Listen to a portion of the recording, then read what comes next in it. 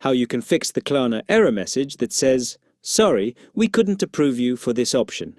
In this video, I'll show exactly how you can do it. So, let's get started. First, when you see this message, it means Klarna couldn't approve your purchase. This can happen for a few reasons. So, check if your billing address and shipping address are the same. Klarna might not approve if they're different. Now, make sure all your contact details are correct. If something's wrong, Klarna might not approve your purchase. Also, the amount you're trying to buy might be too high. Klarna has limits, and if the amount is too much, they might say no. If you've used Klarna before and missed payments, that could be a reason too. Klarna looks at your past payments, and sometimes, if you try to buy many things quickly, Klarna might think it's risky and not approve. After that, try using Klarna on a different store or website. Some stores might not work well with Klarna. Then, wait a bit before trying again.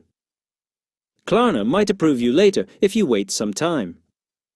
And finally, if nothing works, contact Klarna's customer service. They can help you understand why it didn't work. And that's it. That's how you can fix the Klarna error message that says, "Sorry, we couldn't approve you for this option."